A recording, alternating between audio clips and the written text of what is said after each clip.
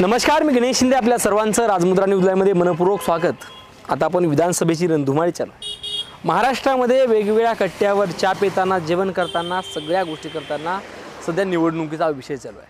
अनेकांना निवडणुकीची चर्चा देखील करावीशी वाटत नाही आणि काही जण प्रचंड त्यांनी चर्चा करतात. हा माणूस लागला पाहिजे, तो माणूस लागला पाहिजे, परंतु कोणाचे कधी कोणते समीकरण जुळतात हे मात्र अद्यापही कोणालाही सांगता येत नाही.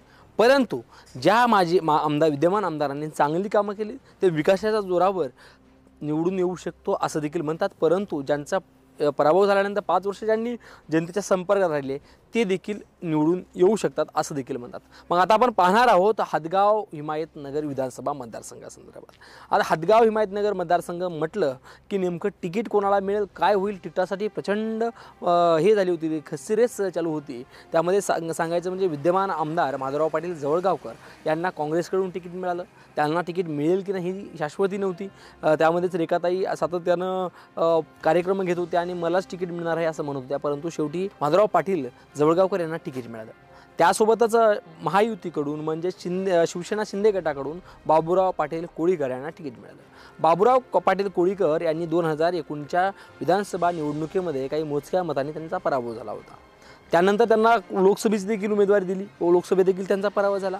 आता मग पुन्हा 2024ला विधानसभेत त्यांना उभा केलेला आहे. मग नेमकं यावेळेसही काय होतं, का तिसऱ्यांदा पराभव होतो का निवडून येतं हे देखील पाहणं महत्त्वाचं आहे. मला तर वाटतंय जवळपास बाबूराव पाटलांना काही जणांनी सपोर्ट केला आहे. परंतु मनोज पाटील जरांगे यांच्या काही निर्णयामुळे बाबूराव यांना आणि महायुतींना कुठंतरी अडचणीत येऊ शकतात का अशी देखील चर्चा आहे. आणि त्यासोबतच वंचित जे म्हणजे ओबीसीचे कॅन्डिडेट असलेले बंजारा समाजाचे दिलीप राठोड यांना वंचितचं तिकीट दिले. आता प्रत्येक वेळेस वंचितचे उमेदवार नेमकं कोणाला आवड करतील हे देखील चर्चेचा विषय ठरतो.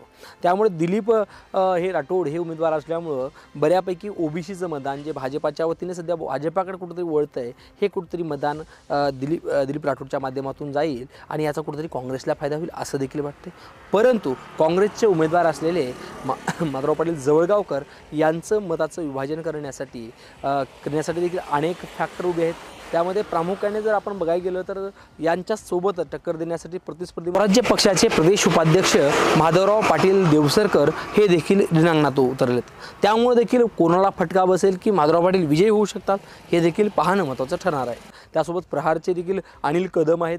त्यासोबतच या ठिकाणी बरेच जण वेगवेगळे उभे टाकलेत. परंतु जी खरी टक्कर आहे दोघा-तिघांचं आहे. महायुती आणि आघाडी आणि तिसरी आघाडी यामध्ये टक्कर होऊ शकते. परंतु जे विद्यमान आमदार आहेत माधवराव पाटील जवळगावकर यांचं म्हणणं आहे की मी चांगली कामं केली, मला विजय मिळू शकतो.